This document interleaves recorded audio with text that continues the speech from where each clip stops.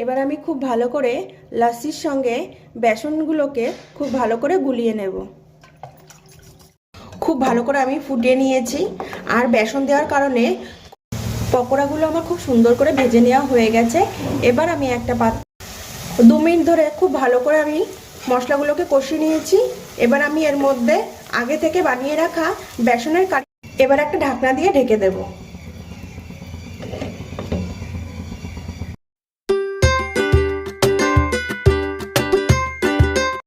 High friends, welcome to my channel Uma's simple কিচেনে সবাইকে অনেক অনেক স্বাগত। আজকে একটা নতুন রেসিপি শেয়ার করতে চলে এসেছি। আজকে আমার রেসিপি বেসন কারি। এখানে আমি বড় কাপের 2 কাপ লাসি নিয়ে নিয়েছি। তোমরা চাইলে লাসির বদলে দই দিয়েও বেসন কারি বানাতে পারবে। এবার আমি এর মধ্যে দিয়ে দেব মাঝারি সাইজের হাতার 1 হাতা বেসন। বেসনটা আগে থেকে একটু চালনি দিয়ে ভালো করে চেলে নিতে হবে। এবার আমি খুব ভালো করে লাসির সঙ্গে বেসনগুলোকে খুব ভালো করে গুলিয়ে নেব।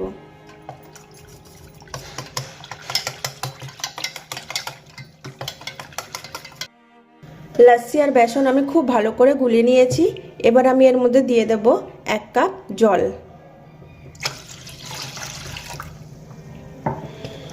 এখানে খুবই সামান্য বেসন ব্যবহার করতে হবে, খুব বেশি ব্যবহার করার দরকার নেই। এবার আমি এর মধ্যে দিয়ে দেব পরিমাণ মতো নুন,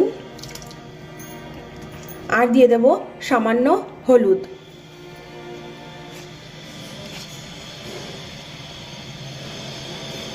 এবার খুব ভালো করে মিশিয়ে নেব।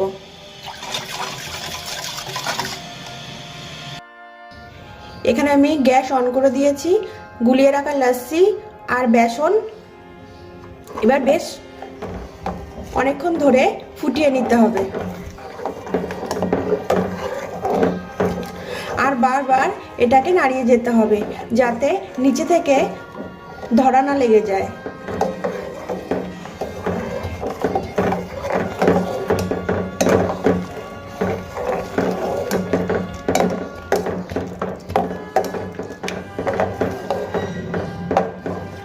খুব ভালো করে আমি ফুটিয়ে নিয়েছি, আর বেসন দেওয়ার কারণে খুব গাঢ় হয়ে আসবে।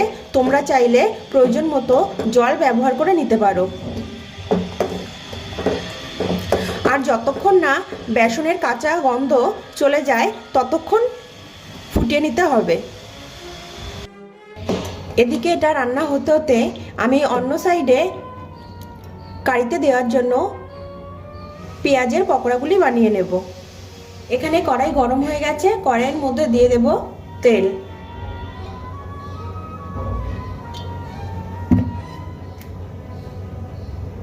তেল গরম হয়ে গেছে। এবার আমি পেঁয়াজ আর ধনেপাতার পকোড়াগুলো ভেজে নেব।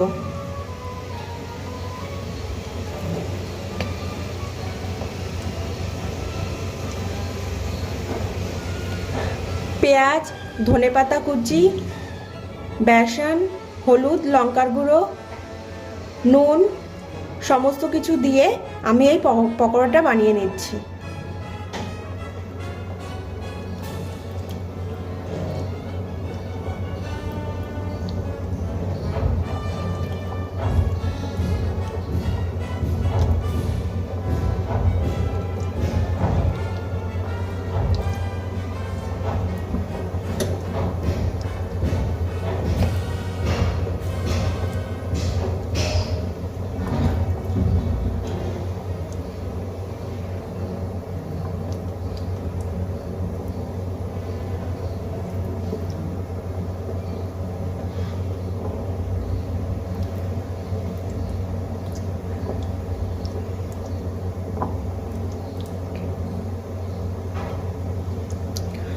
পকোড়াগুলো আমি খুব বেশি বড় করব না, ছোট ছোট করে বানিয়ে নেব।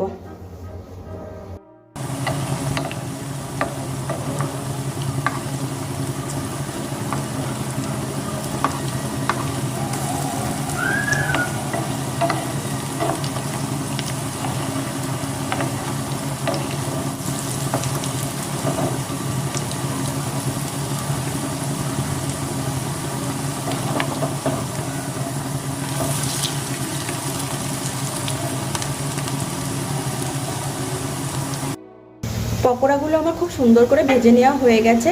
এবার আমি একটা পাত্রে তুলে নেব।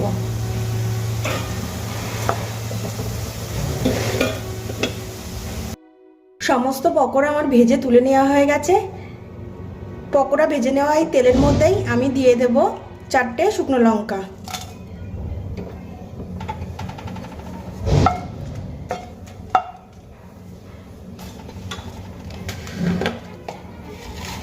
দিয়ে দেব কিছুটা গোটা জিরে,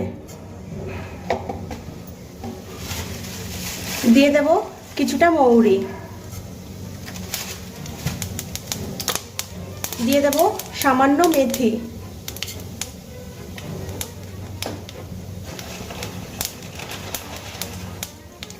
আর দিয়ে দেব সামান্য গোটা ধনে।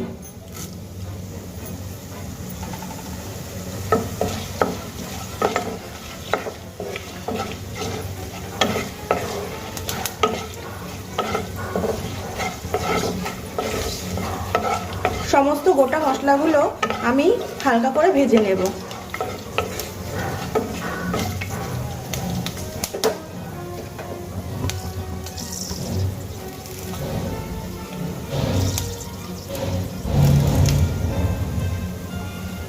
আমার ভেজে নেওয়া হয়ে গেছে। এবার আমি এর মধ্যে দিয়ে দেব কয়েকটা কারি পাতা।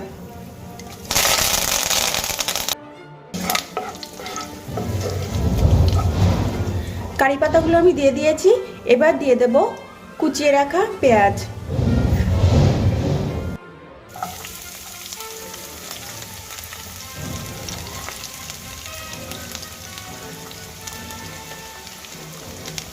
দিয়ে দেব 4টে চেরা কাঁচা লঙ্কা। এবার খুব ভালো করে পেঁয়াজগুলো আমি ভেজে নেব। কারি পাতা দেওয়ার কারণে খুব সুন্দর একটা গন্ধ বেরিয়েছে। এবার আমি এর মধ্যে দিয়ে দেব আদা রসুন বাটা। তোমরা চাইলে গ্রেট করে দিতে পারো, আবার মিক্সিতে পেস্ট করেও দিতে পারো।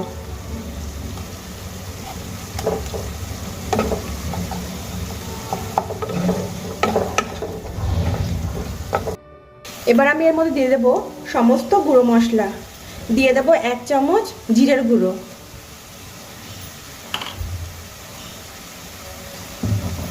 দিয়ে দেব পরিমাণ মতো হলুদ,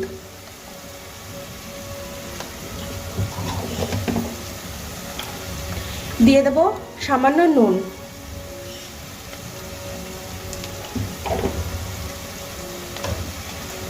দিয়ে দেব ধনের গুঁড়ো,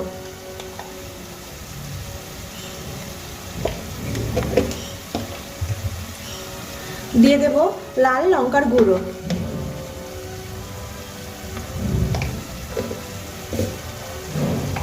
দিয়ে দেব সামান্য জল।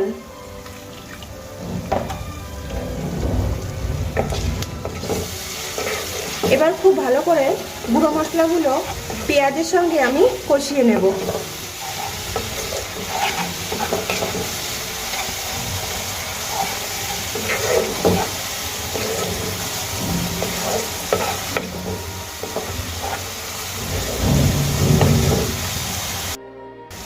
দু মিনিট ধরে খুব ভালো করে আমি মশলাগুলোকে কষিয়ে নিয়েছি। এবার আমি এর মধ্যে আগে থেকে বানিয়ে রাখা বেসনের কারিটা এর মধ্যে ঢেলে দেব।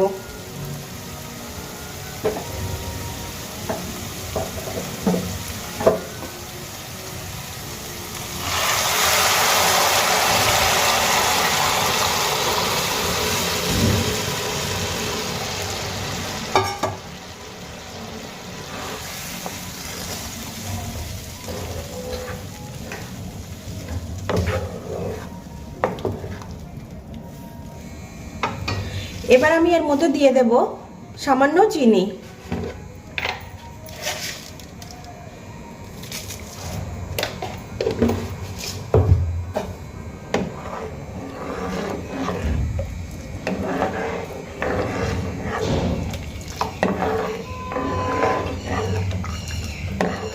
এবার খুব ভালো করে কারিটা আমার ফুটিয়ে নিতে হবে।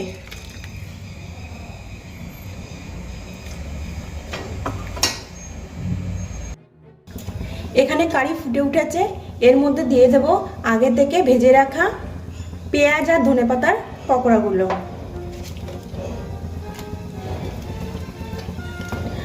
আমার ভীষণ পছন্দের একটা রেসিপি তোমাদের সঙ্গে আজকে আমি শেয়ার করছি।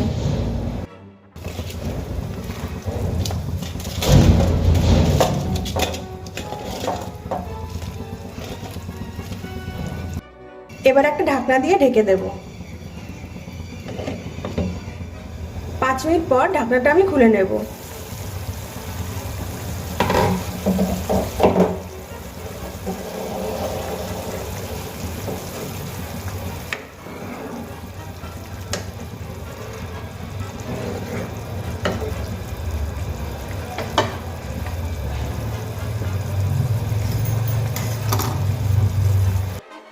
কারি আমার রেডি হয়ে গেছে। এবার আমি এর ওপর থেকে দিয়ে দেব 1 চামচ ঘি।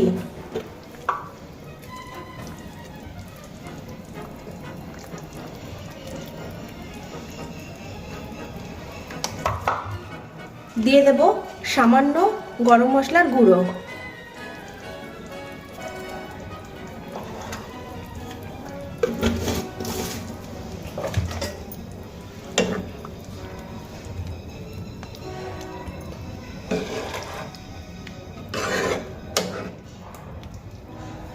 আর সবার শেষে আমি এর ওপর থেকে ছড়িয়ে দেব কুচিয়ে রাখা ধনেপাতা।